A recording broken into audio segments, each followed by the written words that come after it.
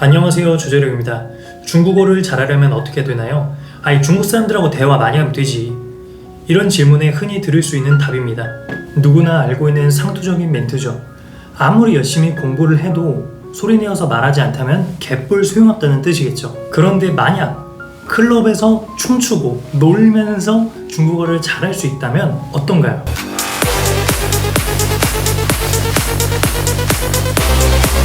니하오漂亮啊 명지한 우리심. 함소원 씨는 작년 악플의 밤이라는 예능 프로그램에서 자신이 중국어를 배운 과정을 아주 흥미롭게 설명했는데요. 약 한 달 정도 중국어 기초를 공부하고 클럽을 자주 다니면서 수많은 사람들과 연락처를 주고받은 것이죠. 아침에는 쏟아지는 중국 문자를 일일이 확인하고 전자사전으로 공부했다고 합니다. 보통은 너 진짜 이쁘다, 너 어제 잘 들어갔니?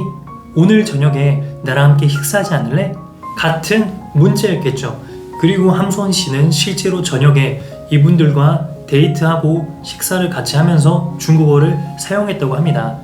이렇게 3개월 동안 클럽을 다녔더니 어느 날 중국어가 확 들렸다고 해요. 함소원 씨의 표현에 의하면 남자만 바뀌고 비슷한 말을 계속하니 회화가 빠르게 성장했다고 해요. 그리고 낮에는 정확한 발음을 듣기 위해서 뉴스를 틀어놓았다고 합니다. 매우 흥미롭지 않나요? 저는 정말 깜짝 놀랐습니다. 보통 중국어 공부하면은 책상에서 책을 보면서 공부하는 것을 의미하잖아요. 그런데 함소원 씨처럼 광란의 밤을 보내면서 중국어를 배우는 것은 처음 봤습니다. 연인인데다가 미인인 것이 한몫했다는 생각이 들어요. 제가 중국 유학을 할 때 일부 학생들은 정규 수업을 거의 듣지 않고 이렇게 중국 친구들에게 많은 시간을 할애했습니다. 특히 주말이 되면은 중국 친구와 함께 번화가에 놀러 가기도 하고요. 실제로 회화 실력이 빠르게 향상되었습니다. 하지만 어느 순간이 되면은 마치 약속이라고도 한 듯이 정치기가 오고 슬럼프에 빠지더라고요. 이렇게 몇 년을 살아도 제자리 걸음하는 사람을 정말 많이 봤습니다. 그러니까 실전만 추구하는 방식은 보완이 될 점이 많다는 것이죠. 이제 함소원 씨의 중국어를 들으면서 설명을 할 텐데요. 저는 평소에 누구를 평가하는 것을 별로 즐겨하지 않습니다. 게다가 함소원 씨는 연예인이라는 본 직업이 있기 때문에 중국어를 한다는 것만으로도 이미 대단하다고 생각합니다. 그러니까 그냥 전형적인 하나의 사례로 설명을 드린다고 보면 되겠네요. 老公啊，现在你这个月多少花知道吗？190.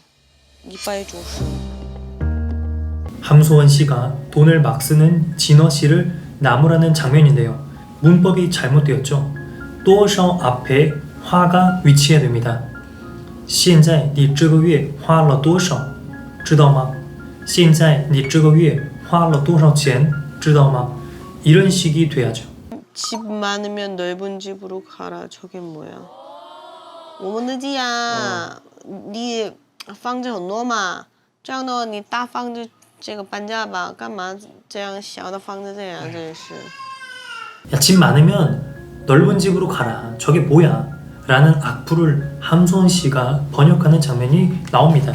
我们家你房子很多嘛，这样的话你们大房子这个搬家吧，干嘛这样小的房子这样啊? 이렇게 말했는데 상당히 어색합니다. 진호 씨가 알아들은 거는 같지만 이렇게 말했다면 좀 더 좋았겠죠. 你们不是说房子很多嘛，那么就搬到大一点的吧。干嘛住这么小的地方啊? 함소원 씨가 가족들하고 소통하는 데는 크게 무리가 없어 보이지만은 세련된 언어를 구사하거나 올바른 문법을 사용하고 있지는 못합니다. 중국어를 핵심 무기로 삼기에는 부족한 수준이죠. 함소원 씨는 정말 적극적으로 중국어로 소통하고 남편도 중국인입니다. 진호 씨는 심지어 한국어도 잘하지 못하죠. 그러니까 생활에서 중국어를 충분히 활용할 수 있는 환경임에도 불구하고 계속 문제가 반복되는 이유는 무엇일까요? 이처럼 부인이나 남편이 중국인이어도 중국어를 유려하게 구사하지 못하는 경우가 적지 않습니다. 중요한 과정이 결여되어 있기 때문이죠. 첫 번째는 학습입니다.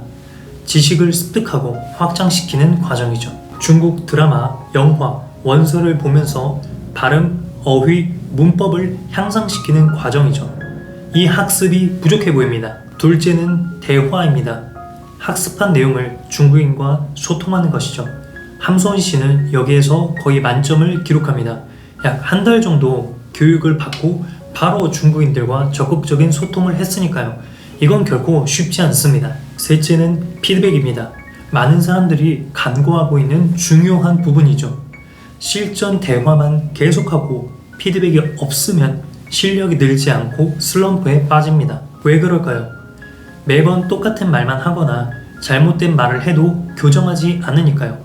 저에게 실수가 있거나 단조로운 표현을 반복해서 사용하고 있다면 이를 민감하게 반응하고 평가하는 것이 피드백이라고 할 수 있겠습니다. 중국어 실력을 멈추지 않고 향상시키려면 이 세 가지 과정을 유기적으로 연결시켜야 됩니다. 그래야 학습의 선순환이 일어납니다. 학습 단계에서는 발음, 어휘, 문법을 철저히 학습하고 훈련합니다. 대화 단계에서는 소통에 초점을 맞춥니다. 제가 가진 생각을 상대에게 올바르게 전달하는 것에 생각을 기울입니다. 하지만 실수는 피할 수 없죠. 대화는 교과서처럼 진행되지 않습니다. 제가 상대에게 你吃饭了吗? 라고 해도 상대가 我吃了,你呢? 라고 꼭 대묻지는 않습니다. 그러니 반복되는 실천을 통해서 우리는 다양한 상황에 대한 반응을 얻어야 합니다. 우리가 만약 피드백을 얻지 못하고 학습을 하지 않은 채로 대화만 주구장창 한다면 실수는 반복될 것입니다. 물론 나와 자주 이야기하는 중국인들은 내가 어떤 실수를 해도 다 알아듣습니다. 왜요? 매번 말하는 실수가 비슷비슷하니까요. 그리고 우리의 말을 들어줄 수 있는 그런 인내심이 있습니다. 하지만 공식 석상에서 처음 보는 사람들과 대화를 할 때 이렇게 많은 실수가 누적된다면 누구도 좋게 보지 않을 것입니다. 사소한 실수는 소통의 피로도를 누적시키니까요. 그러니 스스로 점검을 하든지 타인에게 정확한 피드백을 요청하세요. 다시 학습 단계로 돌아와서 피드백을 통해서 알게 된 부족한 부분을 집중적으로 학습합니다. 내가 만약 특정 문법을 반복해서 틀린다면 정확한 문법이 무엇인지 공부하고 어휘량이 부족하다면 단어를 찾아서 외웁니다. 결론적으로 말하면 함소원 씨의 중국어는 대화에는 많은 치중을 두었지만 학습과 피드백을 소홀히 했다는 분석이 나오겠습니다. 언어 실력의 선순환을 이루려면 철저히 학습하고 꾸준히 대화하고 날카로운 피드백을 받아야 됩니다. 그렇다면 오늘의 영상은 여기까지 하겠습니다. 그럼 구독과 좋아요 감사합니다.